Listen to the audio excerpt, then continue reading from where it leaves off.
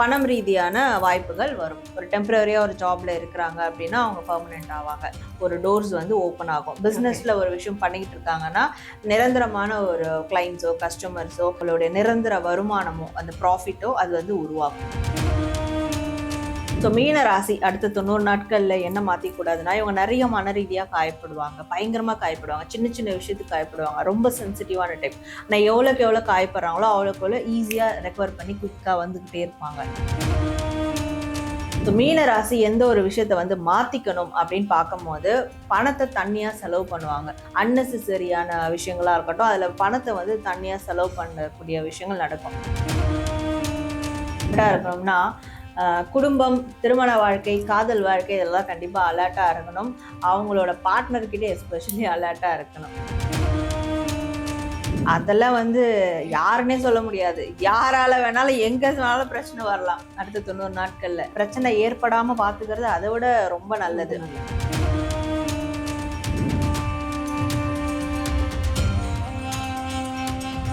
மீன ராசி என்பர்கள்மா, இந்த மீன ராசி என்பவர்களுக்கு அடுத்த 90 நாட்கள் இந்த ஒரு விஷயம் நடந்தே தீரும் அப்படின்னா என்ன விஷயம் நடக்க காத்திருக்கு? ஸோ மீன ராசிக்கு அடுத்த 90 நாட்கள் ஒரு விஷயம் நடந்தே தீரும்னா பணம் ரீதியான வாய்ப்புகள் வரும். சாலிடான வாய்ப்புகள் வரும். இப்போ வந்து ஒரு டெம்பரரியா ஒரு ஜாப்ல இருக்கிறாங்க அப்படின்னா அவங்க பெர்மனெண்ட் ஆவாங்க. ஒரு கவர்மெண்ட் ஜாப்க்கு வந்து பார்த்துட்டு இருக்காங்கன்னா அதுக்கான ஒரு டோர்ஸ் வந்து ஓப்பன் ஆகும். பிசினஸ்ல ஒரு விஷயம் பண்ணிக்கிட்டு இருக்காங்கன்னா நிரந்தரமான ஒரு கிளைண்ட்ஸோ கஸ்டமர்ஸோ இல்லை அவங்களுடைய நிரந்தர வருமானமோ அந்த ப்ராஃபிட்டோ அது வந்து உருவாகும். ஸோ இது கண்டிப்பா நடந்தே தீரும். Okay, super. ஸோ ப்ராஃபிட் பணம் எல்லாம் ஓகே. அந்த பணம் அப்படின்றது மீனராசி என்பவர்களுக்கு எந்த வழியில எல்லாம் வரும்? ஸோ மீன ராசிக்கு பணம் எந்த வழியிலேருந்து வரும்னா கொலாபரேஷன்லேருந்து வரும். கொலாபரேட் பண்ணி ஒரு விஷயத்த பண்ணுறாங்கன்னும் போது இப்போ ஒரு ப்ராஜெக்ட் செய்கிறாங்கன்னா டீம் ஒர்க்காக பண்ணுறாங்க, டீமில் இருக்கக்கூடியவங்க சஜஷன் கேட்டு பண்ணுறாங்கன்ற போது அது அவங்களுக்கு ப்ராஃபிட்டபுளாக மாறும். ஸோ வேலையில் இருக்காங்கன்னா ஒரு பார்ட்னர்ஷிப் பேஸ் பண்ணி பண்ணுறாங்கன்னா ப்ராஃபிட்டபுளாக மாறும். வெளியூர்ல இருந்துலாம் வந்து அவங்களுக்கு பண வாய்ப்பு கண்டிப்பாக இருக்குது. ஸோ சில பேர் இப்போ இருக்கிற ஜாப் எனக்கு பிடிக்கல, ஆனால் வெளியிலேருந்து ஒரு ஆஃபர் வருது, பிக் பண்ணலாமா வேணாமா தோணுது அப்படின்ற போது அதை பிக் பண்ணால் கண்டிப்பாக அந்த வருமான வாய்ப்பு நல்லாவே இருக்கும். Okay, nice ma'am, nice. So மீன ராசி என்பவர்கள் அடுத்த 90 நாட்களுக்கு இந்த ஒரு விஷயத்த மாற்றிக்கவே கூடாதுன்னா எந்த விஷயத்த மாற்றிக்க கூடாது? ஸோ மீன ராசி அடுத்த 90 நாட்களில் என்ன மாற்றிக்கூடாதுன்னா, இவங்க நிறைய மன ரீதியாக காயப்படுவாங்க, பயங்கரமாக காயப்படுவாங்க, சின்ன சின்ன விஷயத்துக்கு காயப்படுவாங்க, ரொம்ப சென்சிட்டிவான டைப். ஆனால் எவ்வளோக்கு எவ்வளோ காயப்படுறாங்களோ அவ்வளோக்கு எவ்வளோ ஈஸியாக ரெக்கவர் பண்ணி குயிக்காக வந்துக்கிட்டே இருப்பாங்க. ஸோ அந்த ஒரு விஷயத்த மாற்றிக்கவே கூடாது. மனசுல எவ்வளவு இருந்தாலும் வெளியே வந்து காட்டிக்க மாட்டாங்க, அதை மாத்திக்க கூடாது. சூப்பர். எந்த ஒரு விஷயத்த மீனராசி என்பவர்கள் மாத்திக்கணும்? ஸோ மீன ராசி எந்த ஒரு விஷயத்த வந்து மாத்திக்கணும் அப்படின்னு பார்க்கும்போது பணத்தை தண்ணியா செலவு பண்ணுவாங்க. ஆடம்பர பொருட்களா இருக்கட்டும், தன்னோட தேவைகளா இருக்கட்டும், அன்னெசரியான விஷயங்களா இருக்கட்டும், அதுல பணத்தை வந்து தண்ணியா செலவு பண்ணக்கூடிய விஷயங்கள் நடக்கும். வருமானம் வந்து ஆமை வேகத்துல வந்தாலும் செலவு முயல் வேகத்துல செய்வாங்க. ஸோ அந்த ஒரு விஷயத்த மாத்திக்கணும். அடுத்த 90 நாட்களுக்காவது அட்லீஸ்ட் மாத்திக்கணும். Okay, nice. எந்த விஷயத்துல ரொம்ப அலர்ட்டா இருக்கணும்? மீன ராசி எதுல ரொம்ப அலர்ட்டா இருக்கணும்னா குடும்பம், திருமண வாழ்க்கை, காதல் வாழ்க்கை இதெல்லாம் கண்டிப்பா அலர்ட்டா இருக்கணும். அவங்களோட பார்ட்னர்கிட்ட எஸ்பெஷலி அலர்ட்டா இருக்கணும். ஏன்னா இவங்க நினைச்சுப்பாங்க பார்ட்னர் தானே பார்த்துக்கலாம் அப்படின்னு நினைப்பாங்க. பட் அவங்க இவங்களுக்கு பெருசா பின்னாடி ஏதாவது ஒரு விஷயத்த வச்சிருப்பாங்க. அதனால அதுல ரொம்ப அலர்ட்டா இருக்கணும். Okay ma'am, okay. ஸோ இப்போ அவங்க ஏதாவது பண்ண போறாங்க அப்படின்னா இவங்களுக்கு இன்னும் அதிர்ஷ்டத்தை தரக்கூடியதா இல்லை ஆட் அண்ட் மைலேஜா இந்த கலர்ஸ் பயன்படுத்துங்க, ஸோ உங்களுக்கு அதிர்ஷ்டத்தை தரக்கூடியதுன்னா எந்த கலர்ஸ் அடிக்கடி யூஸ் பண்ணலாம் இந்த 90 டேஸ்? ஸோ மீன ராசி எந்த கலர்ஸை வந்து அதிகமாக யூஸ் பண்ணலாம் சக்ஸஸ்ஃபுல்லாக இருக்கும் அப்படின்னு பார்க்கும்போது ஒயிட், கிரே, லைட் கிரே. அதாவது கிரே வந்து இந்த ஒரு ப்ளூ, ஸ்கை ப்ளூ ஷேடோட வரும்.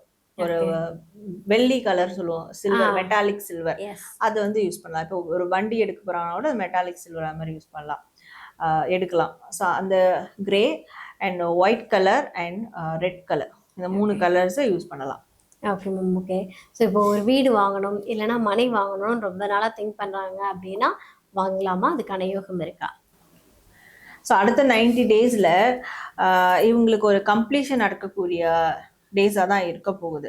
அதனால இதை பற்றி யோசிக்க வேணாம் பெருசா அப்படின்னு இருக்கு. ஆனால் அன்ஃபார்ச்சுனேட்லி இந்த டைம்ல தானா அமைஞ்சா ஓகே, அதுக்கான ப்ராசஸ் பண்ணலாம். தானா அமையாம இவங்களா போய் அதுக்கான ப்ராசஸ் பண்ண வேண்டாம். ஏன்னா வேற விதமான கம்ப்ளீஷன் இவங்க லைஃப்ல நடக்க இருக்கு. Okay, nice ma'am, nice.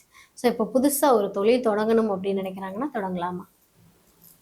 So மீன ராசி, அதாவது இப்ப இருக்கக்கூடிய வேலையில இருக்கக்கூடிய தொழில்ல நல்ல ஒரு ஹார்ட் ஒர்க் பண்ணிக்கிட்டு இருக்காங்க, அதுல ஒரு டெடிகேட்டிவா ஒர்க் பண்ணிக்கிட்டு இருக்காங்க, அதுல வந்து நல்ல ஒரு நிலை அவங்களுக்கு உயர்வான நிலை போயிட்டு இருக்குன்னா அதை ஃபாலோ பண்றதுதான் நல்லது. அதை விட்டு ஜம்ப் ஆகி ஸ்கிப் ஆகிற மாதிரி புதிய விஷயங்களை இறங்க வேண்டாம் அப்படின்னு இருக்கு.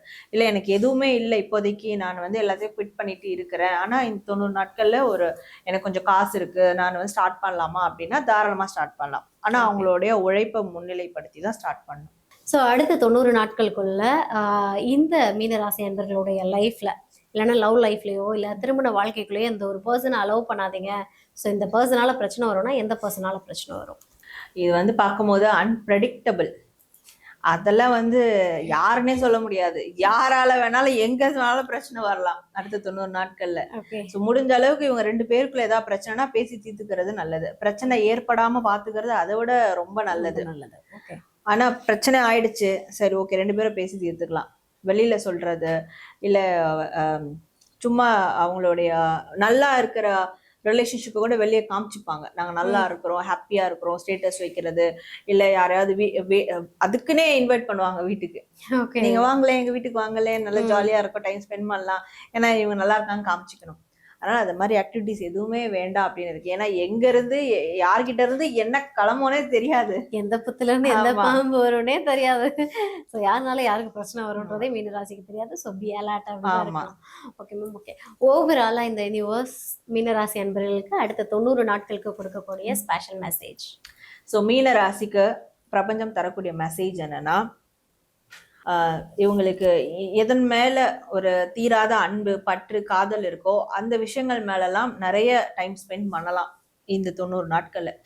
அடுத்த 90 நாட்கள் அவங்க எது மேல அன்பு செலுத்துறாங்களோ அதை வச்சுதான் அவங்களோட லைஃப் பேஸ் பண்ணி போக போகுது. அதனால அவங்களோட பேஷனா இருக்கட்டும், அவங்களுடைய உண்மையான அந்த விஷா இருக்கட்டும், அன்பா இருக்கட்டும், அதை வந்து தவிர்க்கிற விதமா இல்ல மத்தவங்களுக்காக அதை சாக்ரிஃபைஸ் பண்ற விதமா நடந்துக்கவே வேண்டாம் அப்படின்னு இருக்கு. உங்களுக்கு எதன் மேல ஆர்வம், எதன் மேல ஈர்ப்பு அதிகமா இருக்கோ அந்த விஷயத்த நீங்க பண்ணுங்க, அதுதான் உங்களுடைய வாழ்க்கையை தீர்மானிக்க போகுது. ஸோ அதனால அடுத்த 90 நாட்கள் நீங்க வந்து என்ன பண்ணணும்னு நினைக்கிறீங்களோ அதை பண்ணுங்க. Okay, nice. ஸோ என்ன உங்க மனசுக்கு பிடிக்குது, என்ன லவ் பண்றீங்களோ அதற்கான விஷயங்கள்ல ஸ்ட்ராங்கா எடுத்து வைங்க அப்படின்றதுதான் தரக்கூடிய மெசேஜா இருக்கு. Super super. அதாவது வந்து மீனராசி என்பர்களுக்கு வந்து யூனிவர்ஸ் டைரக்ட் மூலமாக கொடுக்கக்கூடிய ஒரு ஒண்டர்ஃபுல் மெசேஜ். எது பிடிச்சிருக்கோ அதை பிடிச்ச மாதிரி ஸ்ட்ராங்காக நின்று பண்ணுங்க அப்படின்ட்டு ரொம்ப அழகாக சொல்லியிருக்கீங்க. ஸோ மீனராசி என்பர்களே, நீங்கள் எதை நோக்கி ஓடணும்னு நினைக்கிறீங்களோ அது உங்களுடைய கோலாக இருக்கலாம், இல்லை ஃபேமிலியாக இருக்கலாம், உங்களோட ரிலேஷன்ஷிப்பாக இருக்கலாம். ஸோ வாட் எவர் உங்களுக்கு என்ன விஷயம் பிடிச்சிருக்கோ அதில் நீங்கள் ஸ்டே ஸ்ட்ராங்காக இருந்து ஸோ மூவ் ஆன் பண்ணுங்க. அடுத்த 90 நாட்களுக்குள்ள அந்த பிரபஞ்சம் அதை உங்களுக்கு நிகழ்த்தி கொடுத்துரும் அப்படின்னு சொல்லிட்டு டைரக்ட் மூலமாக ஒரு ஒண்டர்ஃபுல் மெசேஜ் கொடுத்துருக்காங்க. உங்களுக்கு எந்த விஷயம் பிடிச்சிருக்கு, நீங்கள் எதை நோக்கி ஓட போறீங்க அப்படின்னு சொல்லிட்டு கமெண்ட்ல சொல்லுங்க மேம். 12 ராசி அன்பர்களுக்குமே வந்து அடுத்த 90 நாட்கள் எப்படி இருக்க போகுது, ஸோ இந்த விஷயம்லாம் கட்டாயம் நடந்தே தீரும். ஸோ என்ன மாதிரியான கலர்ஸ் யூஸ் பண்ணலாம், எந்த விஷயம் மாற்றிக்கணும், எந்த விஷயம் மாற்றிக்க கூடாது, ஸோ ஓவராலாக இந்த யூனிவர்ஸ் என்ன விஷயத்த கன்வே பண்ண நினைக்குதோ 12 ராசி அன்பர்களுக்கும் அதை டேரட் மூலமாக ரொம்ப அழகாகவே டெலிவர் பண்ணியிருக்கீங்க. ஸோ நிறைய விஷயத்தில் வந்து நம்மளுடைய பீப்புள்ஸ்க்கு என்ன நல்ல விஷயம் நடக்கணும்னு மனதார நீங்கள் வந்து யூனிவர்ஸ் கொடுக்குற மெசேஜை ரொம்ப அழகாக டெலிவர் பண்ணியிருக்கீங்க. ஸோ இது வந்து கண்டிப்பாக சொல்கிறேன், இதை வந்து அடுத்த 90 நாட்களுக்கு நம்ம 12 ராசி அன்பர்களும் ஃபாலோ பண்ணுவாங்கன்னு நான் பிலீவ் பண்றேன். ஸோ உங்களுக்கு எந்த விஷயம்லாம் ரொம்ப பிடிச்சிருந்ததோ அதை கட்டாயம் கமெண்ட்ல சொல்லுங்க. ஸோ இன்னும் என்னென்ன தகவல் வேணுமோ அடுத்தடுத்த நேர்காணல்ல சந்திச்சு நிறைய விஷயங்கள் உங்களுக்காக கொடுக்க காத்துட்டு இருக்கோம். Thank you so much.